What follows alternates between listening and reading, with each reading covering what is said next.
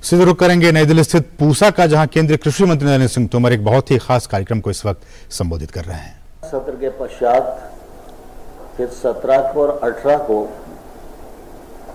Technical सत्र होंगे startup के साथ। वो अपनी सारे ज्ञान को एक दूसरे के साथ साझा करेंगे। सरकार से जो उनकी अपेक्षा है वो सरकार के सामने रखेंगे। मुझे कहते हुए प्रसन्नता है कि 2014 में जब हम लोग आए थे तब लगभग 80 और 100 स्टार्टअप्स हुआ करते थे। आज लगभग 2000 स्टार्टअप्स काम कर रहे हैं। इन स्टार्टअप्स को 5 लाख से 25 लाख तक की समर्थन भी दिया जाता है और हमारी कोशिश है कि आने वाले कल में ये स्टार्टअप्स की संख्या 10,000 हो, जिससे कृषि के कार्य में आरंभ से लेकर अंत तक विभिन्न परिस्थितियां हैं, उनमें नई नई टेक्नोलॉजी आवे, उसका उपयोग कृषि के क्षेत्र में हो। कृषि के क्षेत्र में जो चुनौतियां हैं उनका समाधान हम कर सकें। इस दृष्टि से स्टार्टअप्स कॉन्क्लेव का शुभारंभ भी माननीय प्रधानमंत्री जी के कर कमलों से होगा। इसी दिन उर्वरक मंत्रालय के माध्यम से भी एक बहुत महत्वाकांक्षी कार्यक्रम एक राष्ट्र एक उर्वरक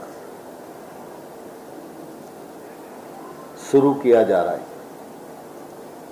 आज हमारे उर्वरक मंत्री माननीय मनसुख मांडविया जी गुजरात में हैं, इसलिए वो इस अवसर पर उपस्थित नहीं हैं।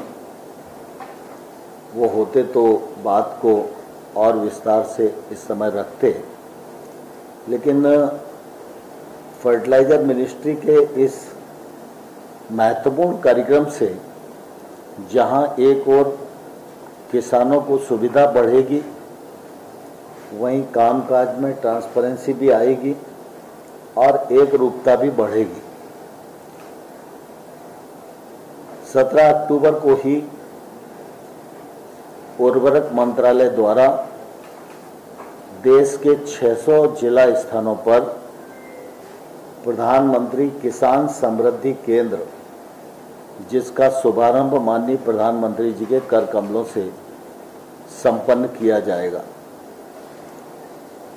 प्रधानमंत्री कृषि समृद्धि केंद्र ये त्रिस्तरीय होंगे। 17 अक्टूबर को जिले स्तर का जो केंद्र है उसका शुभारंभ होगा। इसके बाद ये श्रृंखला ब्लॉक तक जाएगी और गांव तक जाएगी। इस समृद्धि केंद्र पर किसान को सभी प्रकार का खाद्य उपलब्ध हो, बीज की उपलब्धता हो, पेस्टिसाइड की उपलब्धता हो। यहाँ पर वो किसान चाहे तो अपना सॉइल टेस्ट भी करा सके। इस समृद्धि केंद्र से कृषि विज्ञान केंद्र के हमारे वैज्ञानिक भी जुड़े रहेंगे। अगर कोई सूचना का आदान प्रदान करना है, मार्गदर्शन लेना है, तो साइंटिस्टों की भी सहायता ली जा सकेगी। खेती से संबंधित जिन जिन उपकरणों की आवश्यकता होती है वे उपकरण भी इस केंद्र पर उपलब्ध रहें, टेक्नोलॉजी उपलब्ध रहे। ड्रोन जैसी उपकरणों का लोग उपयोग करना चाहते हैं तो उसकी उपलब्धता और रास्ता भी किसान समृद्धि केंद्र से मिले, यह सुनिश्चित करने का काम इसके माध्यम से किया जा रहा है। इसके माध्यम से हमारी यह भी कोशिश है कि जब एक राष्ट्र एक उर्वरक है तो फिर स्वाभाविक रूप से हर फर्टिलाइजर पर कहीं ना कहीं भारत लिखा हुआ रहना चाहिए। तो अब इसके बाद Bharat urea Bharat DAP, Bharat NKP, ऐसा सभी बैगों पर होगा। इस बैग का लॉन्च भी माननीय प्रधानमंत्री जी के कर कमलों से किया जाएगा। इस सब के पीछे उद्देश्य यही है कि किसानों को आदान की सुविधा ज़्यादा से ज़्यादा आसान कैसे हो। साथ ही आप सबके ध्यान में यह भी है कि फर्टिलाइज़र की दृष्टि से हम लोग इंपोर्ट पर भी निर्भर करते हैं और इसलिए कई बार उतार चढ़ाव बना रहता है।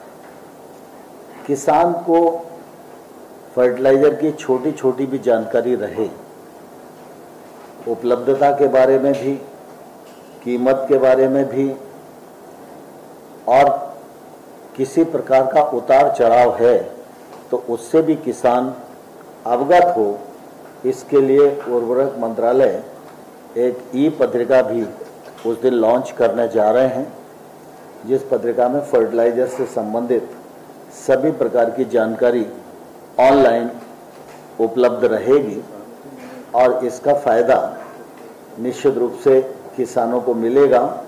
वो जानकारी से जागरूक हो सकेंगे। कई बार जानकारी के अभाव में कुछ लोगों के भ्रामक प्रचार के कारण किसानों को परेशानी भी उठाना पड़ती है। आज हम देखते हैं कि अनेक प्रकार की प्रतिकूलताओं के बावजूद भी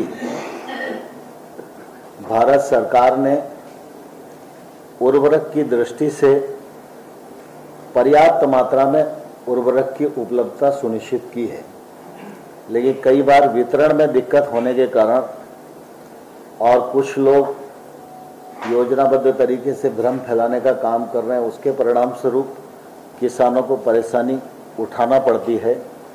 कि किसान इस परेशानी से बच सकें, इसलिए यह पत्रिका उनमें जागरूकता बढ़ाने के भी काम आएगी और किसानों के ध्यान में यह भी रहेगा कि सामान्य तौर पर एक प्रवृत्ति है कि अगर पानी ज़्यादा मिल रहा है तो खेत में ज़्यादा पानी लगाओ, जबकि सामान्य तौर पर क्या है कि पानी की भी एक निश्चित मात्रा है, उससे ज़्यादा फसल में पानी देना ये फसल के लिए नुकसानदेह भी होता है।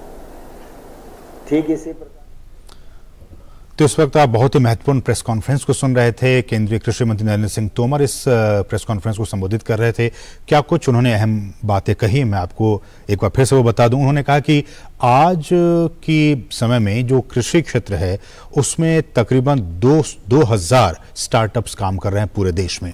2000 जो स्टार्टअप्स हैं वो एग्रीकल्चर के फील्ड में इस वक्त पूरे भारत में, पूरे देश में काम कर रहे हैं। कृषि मंत्री ने ये उम्मीद जाहिर की कि आने वाले वर्षों में, आने वाले समय में 10,000 से भी ज्यादा स्टार्टअप्स कृषि के क्षेत्र में आए, ये उन्होंने उम्मीद जाहिर की है। और उन्होंने ये भी कहा कि स्टार्टअप कॉन्क्लेव का भी उद्घाटन होगा, जिसमें एक राष्ट्र एक उर्वरक की शुरुआत होगी और भी क्या कुछ होगी, वो बहुत सारी अहम